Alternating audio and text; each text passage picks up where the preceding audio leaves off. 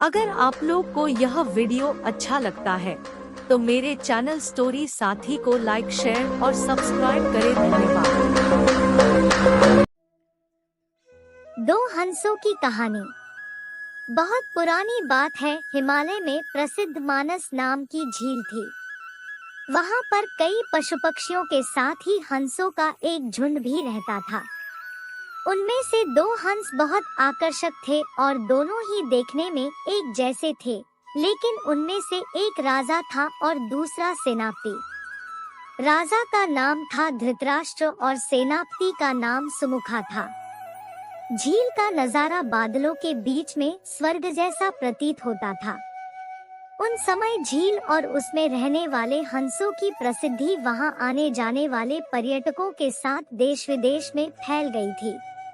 वहां का गुणगान कई कवियों ने अपनी कविताओं में किया, जिससे प्रभावित होकर वाराणसी के राजा को वह नजारा देखने की इच्छा हुई।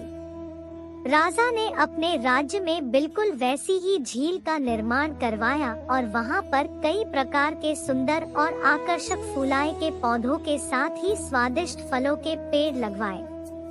साथ ही विभिन्न प्रजाति के पशु पक्षियों की देखभाल और उनकी सुरक्षा की व्यवस्था का आदेश भी दिया।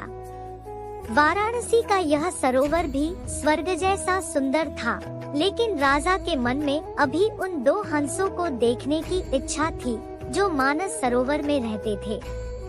एक दिन मानस सरोवर के अन्य हंसों ने राजा के सामने वाराणसी के सरोवर जाने की इच्छा प्रकट की, लेकिन हंसाए का राजा समझदार था। वह जानता था कि अगर वो वहां गए तो राज उन्हें पकड़ लेगा। उसने सभी हंसों को वाराणसी जाने से मना किया, लेकिन वो नहीं माने। तब राजा और सेनापति के साथ सभी हंस वाराणसी की ओर उड़ चले। जैसे ही हंसों का झुंड उस झील में पहुंचा, तो अन्य हंसों को छोड़कर प्रसिद्ध दो हंसों की शोभा देखते ही बनती थी। सोने की तरह चमकती उनकी चोंच, सोने की तरह ही नजर आते उनके पैर और बादलों से भी ज्यादा सफेद उनके पंख हर किसी को अपनी ओर आकर्षित कर रहे थे।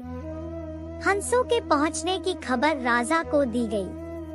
उसने हंसों को पकड़ने की युक्ति सोची और एक रात जब सब सो गए तो उन हंसों को पकड़ने के लिए जाल बिछाया गया।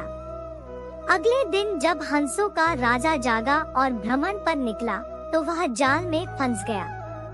उसने तुरंत ही तेज आवाज में अन्य सभी हंसों को वहां से उड़ने और अपनी जान बचाने का आदेश दिया।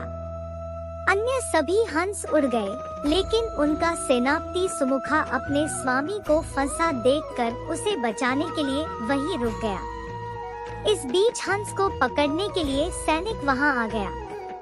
उसने देखा कि हंसों का राजा जाल में फंसा हुआ है और दूसरा राजा को बचाने के लिए वहां खड़ा हुआ है।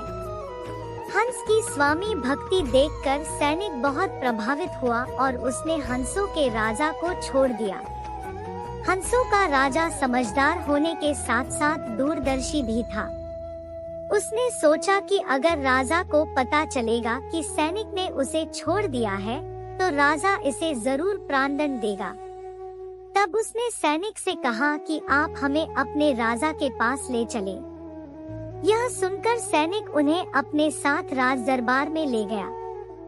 दोनों हंस सैनिक के कंधे पर बैठे थे।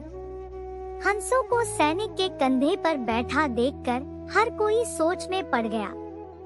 जब राजा ने इस बात का रहस्य पूछा तो सैनिक ने सारी बात सच सच बता दी।